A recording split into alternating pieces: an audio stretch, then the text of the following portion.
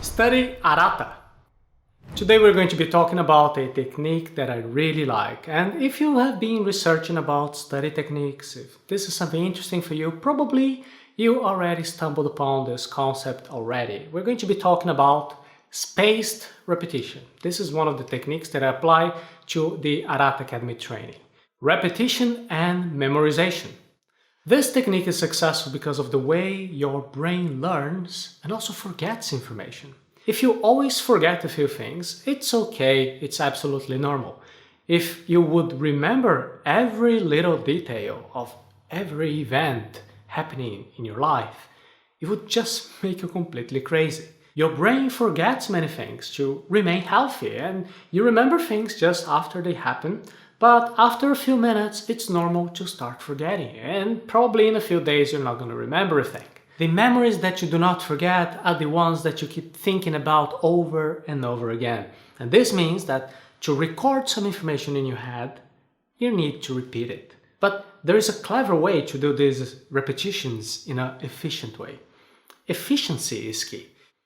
If you keep repeating things without needing to repeat, it's a little bit of a waste of time. It's a little bit boring. You don't need to be doing that. So it is crucial that you know some smart learning techniques to be doing your study, because you probably can't afford to keep repeating the same thing over and over and over all the time.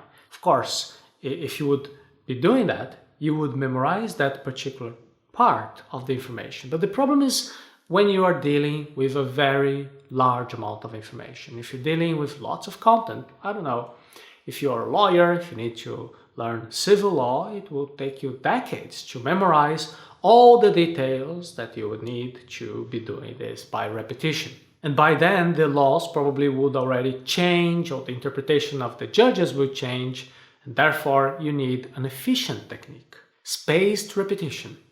Now you will learn how to repeat and memorize in a different way. It will all depend on the quality of how you assimilate the concept. You don't need to be repeating the information very often if you have already mastered it, because if it's the type of information that is already in your brain, it would be a little bit of a waste of your time. So in this technique, you're going to be focusing to repeat the content that you have not yet learned very well. And you're going to be doing that with a higher frequency in shorter intervals. Do you know, when you are thinking in a very intense way, what's happening here?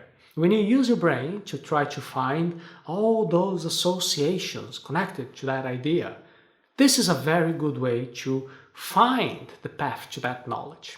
And here, you're practicing your ability to retrieve information.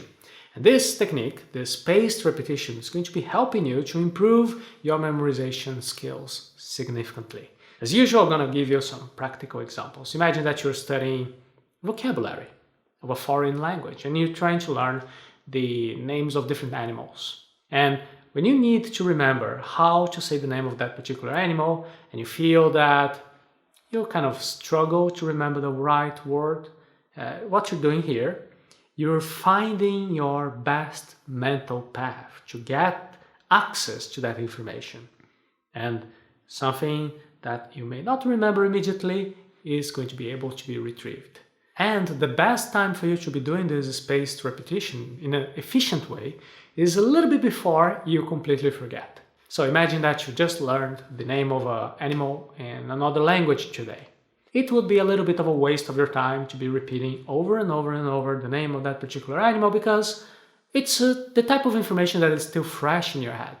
You don't have to be doing this. You can do something better with your time. You can dedicate your time to learn, I don't know, something else. The different names of foods or different means of transportation. You see? Well, but pay attention here. If it comes to the point that you wait for too long, there is a problem, because if you forget completely, it will be difficult for you to restore that content. So you see, there is a very specific time, which is going to be the best time for you to be repeating that information a little bit before you completely forget it. Learning also requires effort.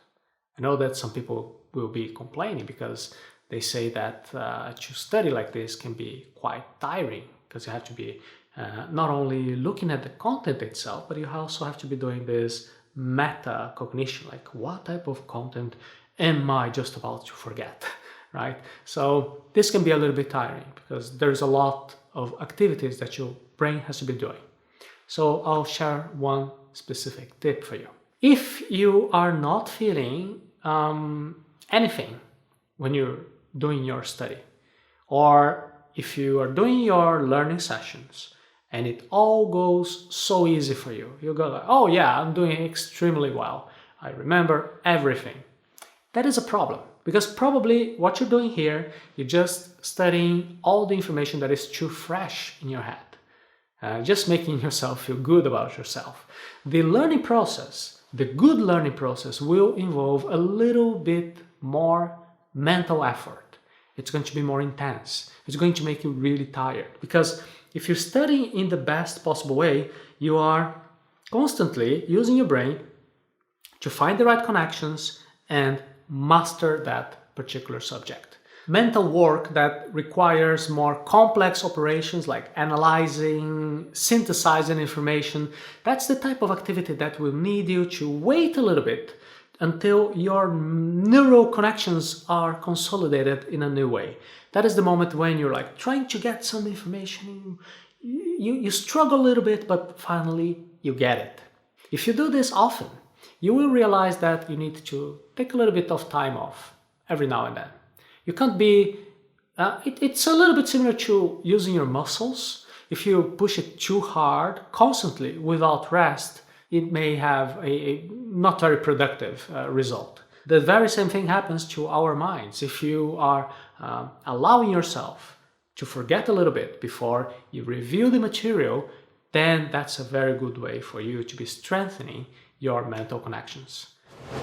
It's not going to be very easy or simple at first, because you have to find out what is the ideal point of oblivion that is, allowing you to avoid repeating the information that is still too fresh in your head, which is not going to be very effective. And for managing all this meta information, like when is the best moment to do that, there are several programs, applications for mobile phones and also for your desktop, such as Anki or Memrise. And before all these new digital alternatives would appear, people used to be doing all types of study using paper study cards or flashcards. And I have something new for you today. I created a table with the best study tools that you can use right now for spaced repetition. And you can download it for free by clicking on this link.